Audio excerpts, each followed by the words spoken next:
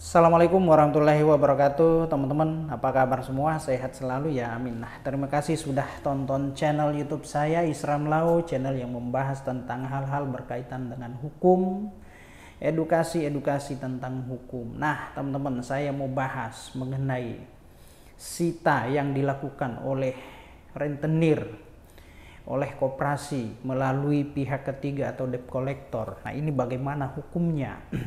Nah, ada orang yang pinjam uang 100 juta di rentenir, di koperasi, ya, dalam tempo waktu 1 tahun atau 12 bulan dengan jaminan yaitu surat rumah, sertifikat hak milik atau SHM.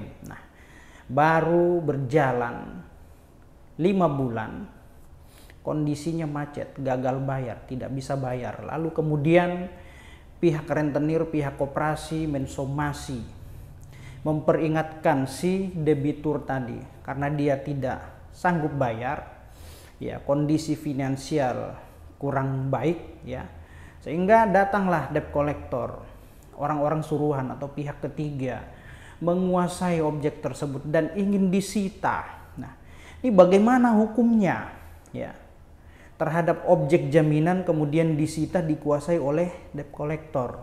Nah, itu dibolehkan nggak sih menurut hukum? Nah, teman-teman, terkait pinjam meminjam uang kepada siapapun, entah itu ke rentenir, ke koperasi, ke bank, ke pihak pribadi, ya, itu merupakan hubungan keperdataan, teman-teman, ya. Kalau di sana terjadi telat bayar atau tidak sanggup bayar, ya, itu masuk dalam kategori wan prestasi. Nah, lalu bagaimana terhadap objek atau jaminan yang dijaminkan kepada pihak bank? Nah, itu apakah bisa langsung disita begitu saja, dikuasai begitu saja, atau bagaimana? Nah, secara hukum itu tidak bisa. Ada dua persoalan, satu persoalan perdata, satu persoalan pidana. Kalau misalkan pihak koperasi atau rentenir tiba-tiba mengambil, menguasai, menyita aset atau rumah tersebut melalui pihak-pihak ketiga atau debt collector, itu tidak dibenarkan oleh hukum, ya. Tidak dibenarkan oleh hukum, ya. Ingat, penyitaan itu adalah kewenangan aparat penegak hukum. Kewenangan penyidik. Tidak boleh seseorang melakukan penyitaan terhadap objek tanpa didahului dengan surat penyitaan. Jadi sita itu harus dimohonkan dulu, harus izin kepada ketua pengadilan negeri. Ingat, ya, jadi yang punya kewenangan, yang punya kekuasaan untuk melakukan penyitaan terhadap objek adalah penyidik, aparat penegak hukum, tetapi harus melalui proses izin terlebih dahulu kepada ketua pengadilan negeri. Kalau ada hal atau orang yang melakukan penyitaan tanpa melalui mekanisme-mekanisme yang diatur oleh undang-undang, nah, itu masuk dalam pidana. Perampasan itu namanya, ya. Jadi bisa dituntut pidana. Ada dua persoalan berbeda. Satu, memang si debitur dan kreditur, ya, antara peminjam dan yang dananya dipinjam itu adalah utang piutang, ya, masuknya ranah keperdata. Nah, tapi kalau sudah masuk dalam perampasan aset, penyitaan aset atau menduduki aset, nah, maka itu masuk dalam ranah pidana, ya. Tidak boleh pihak rentenir, pihak koperasi atau pihak debt collector melakukan penguasaan fisik terhadap objek tersebut. Nah, ingat, banyak delik yang akan dilanggar di sana. Masuk pekarangan seseorang tanpa izin, ya.